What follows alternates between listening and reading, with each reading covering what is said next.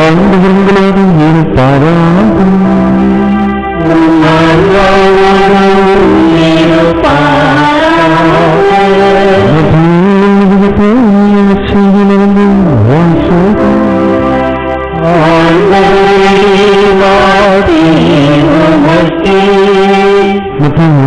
செய்தி அதிகாரம் 1 இறை திருவசனங்கள் 16 மேலும் 18 தொடங்கி 23 முடிய மேலும் 24. யாக்கோபின் மகன் மரியாவின் கணவர் யோசேப்பு, மரியாவிடம் பிறந்தவரே கிறிஸ்து என்னும் இயேசு. இயேசு கிறிஸ்துவின் பிறப்பை ஒட்டிய நிகழ்ச்சிகள். அவருடைய தாய் மரியாவுக்கும் யோசேப்புவிற்கும் திருமண ஒப்பந்தம் செய்யப்பட்டிருந்தது. அவர்கள் கூடி வாழும் முன் மரியா கருவுற்றிருந்தது தெரிய வந்தது. அவர் தூய ஆவியால் கருவுற்றிருந்தார். அவர் கணவர் யோசேப்பு நேர்மையாளர். அவர் மரியாதை இகழ்ச்சிக்கு உள்ளாக்க விரும்பாமல் மறைவாக விலக்கிவிட திட்டமிட்டார். அவர் இவ்வாறு சிந்தித்துக் கொண்டிருந்த போது ஆண்டவரின் தூதர் அவருக்கு கனவில் தோன்றி, யோசேப்பே, தாவீதின் மகனே, உன் மனைவி மரியாதை ஏற்றுக்கொள்ள அஞ்ச வேண்டாம். ஏனெனில் அவர் கருவுற்றிருப்பது தூய ஆவியால் தான். அவர் ஒரு மகனை பெற்றெடுப்பார். அவருக்கு இயேசு என்னும் பெயரிடுவே. ஏனெனில் அவர் தம் மக்களை அவர்களுடைய பாவங்களிலிருந்து மீட்பார் என்றார். யோசேப்பு தூக்கத்திலிருந்து விழித்தெழுந்து ஆண்டவரின் தூதர் தனக்கு பணித்தவாறு தம் மனைவியை ஏற்றுக்கொண்டார். ஆண்டவரின் அருள்வாக்கு.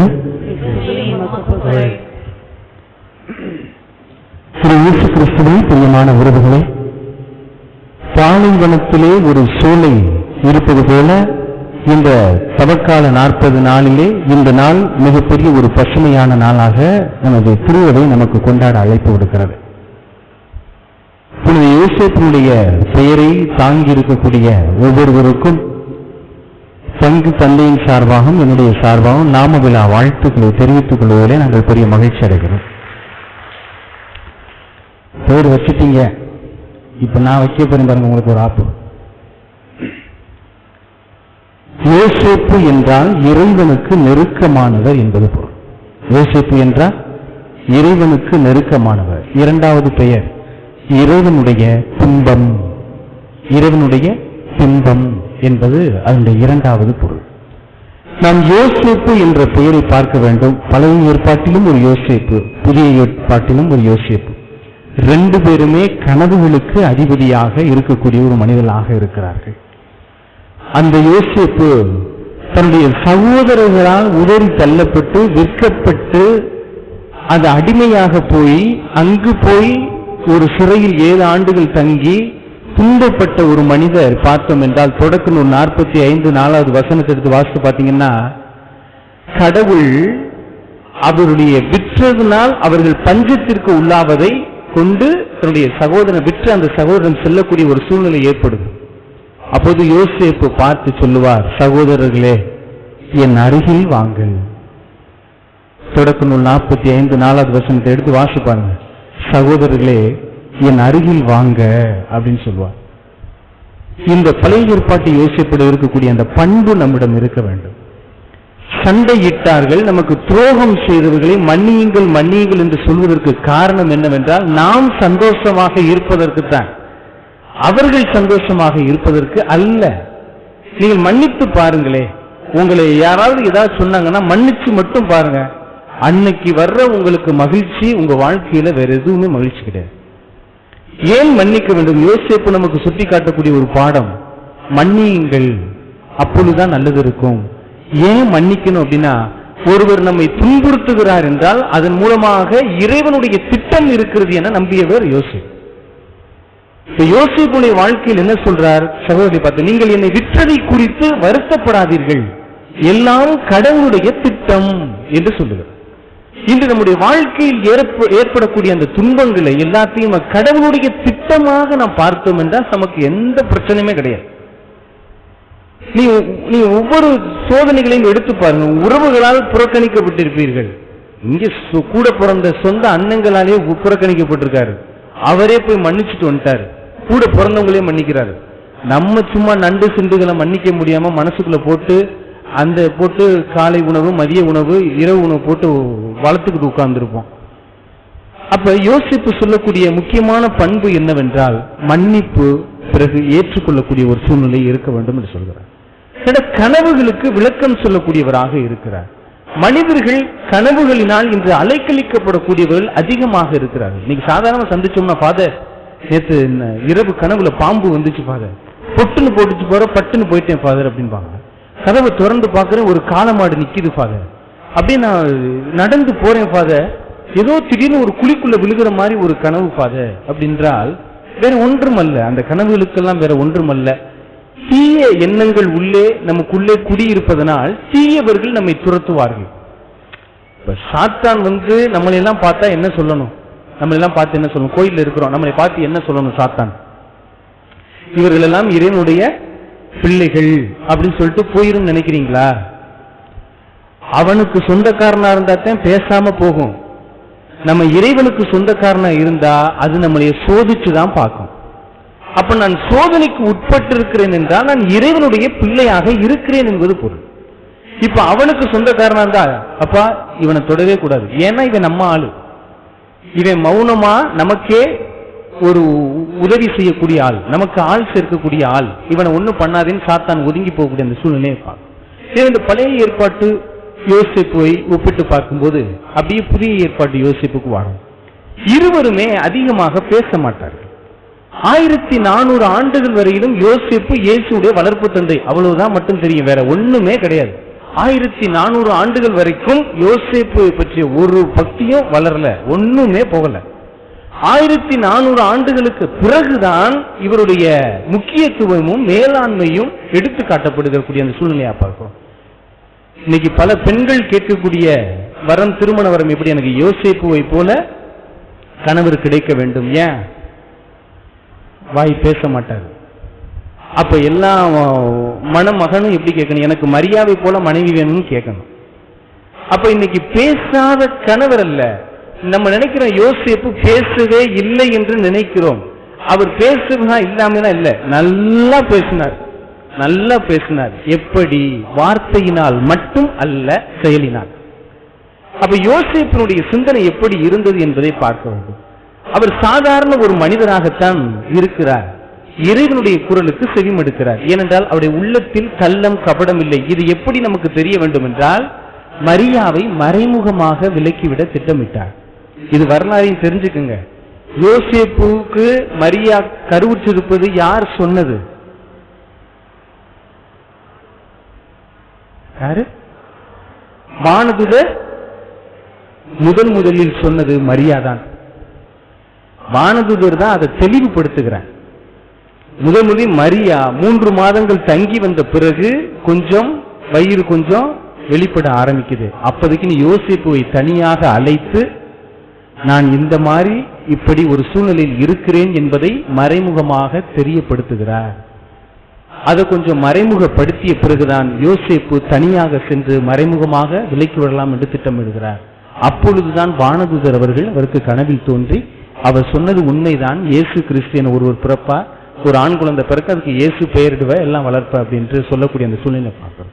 இப்ப யோசேப்புடைய வாழ்க்கையில் அவர் பேசிய அந்த திட்டங்கள் என்னவென்றால் கீழ்ப்படிதல். கீழ்ப்படிதல். அவர் கீழ்ப்படிந்தார், இறைவனுடைய திட்டத்திற்கு கீழ்ப்படிந்தார். பழைய ஏற்பாட்டு யோசேப்பும் கஷ்டப்பட்டார். யாரென்றால் இறைவனுடைய திட்டத்திற்கு தன்னை உட்படுத்திக் கொண்டார்.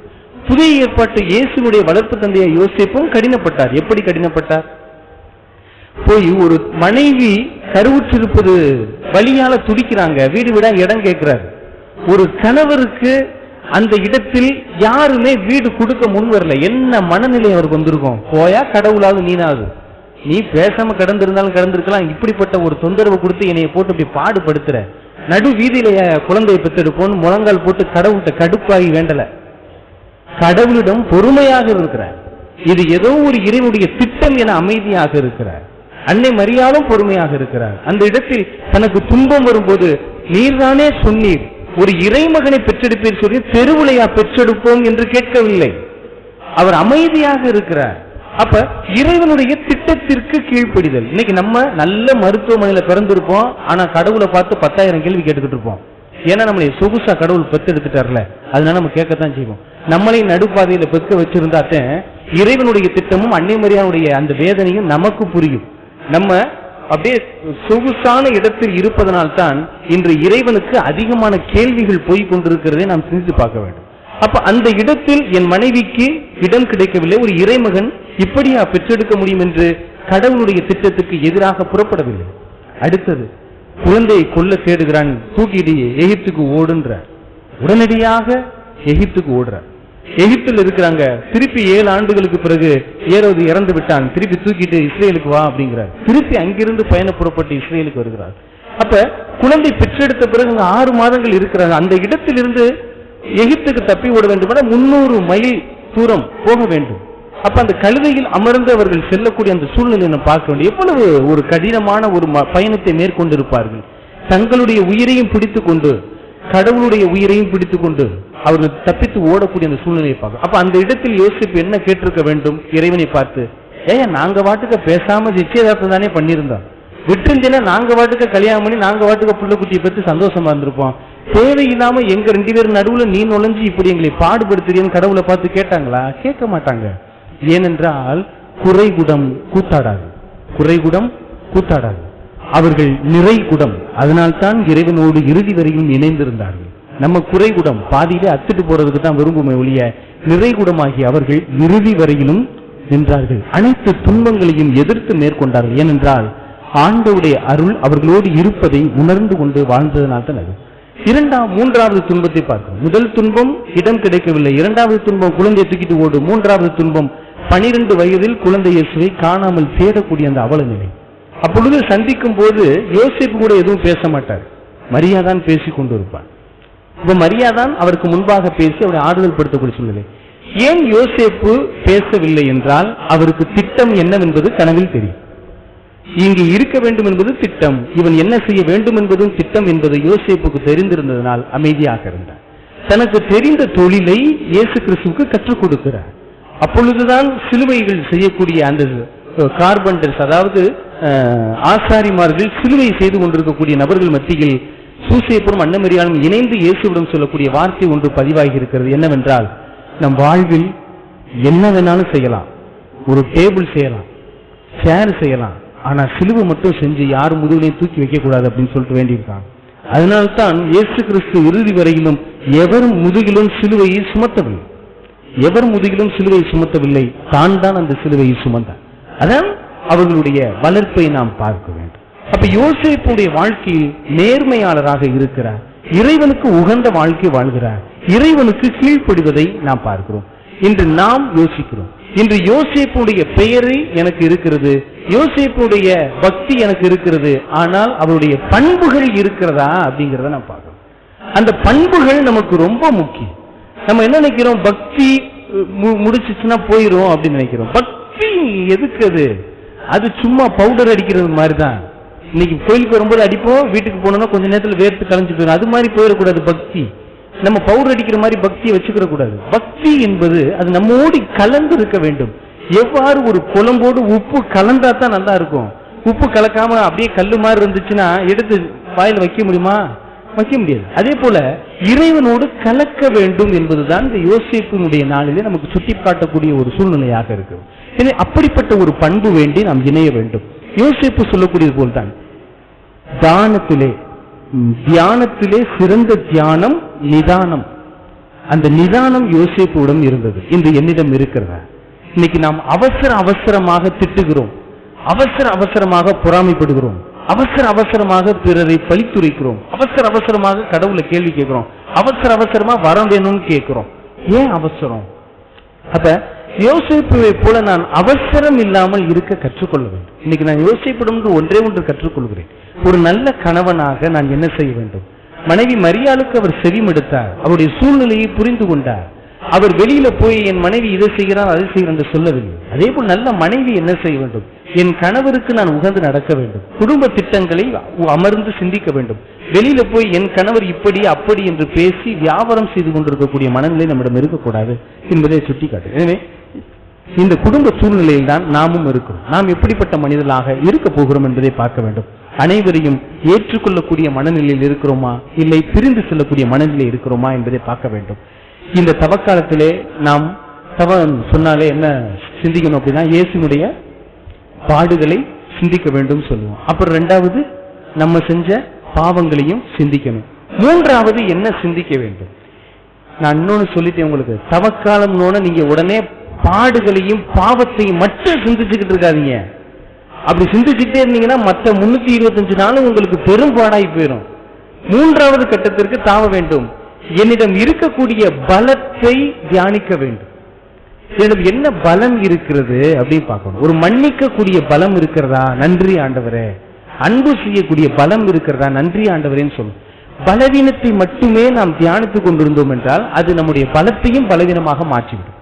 அப்ப நான் என்னுடைய பலத்தையும் தியானிக்க வேண்டும். என்னிடம் என்ன பலன் இருக்கிறது அதை இன்னும் அதிகமாக்க வேண்டும். இந்த தவக்காலத்திலே நாம் கண்டுபிடிக்க வேண்டும். மற்ற நாட்களில் அதை அதிகமாக பயன்படுத்த நம்மிடம் இருக்கக்கூடிய அந்த தீய குணங்கள் நம்மை விட்டு அகன்று போகக்கூடிய ஒரு மனிதராக நம்ம மாற்றிவிடும் என்பதுதான் உண்மையாக இருக்கிறது.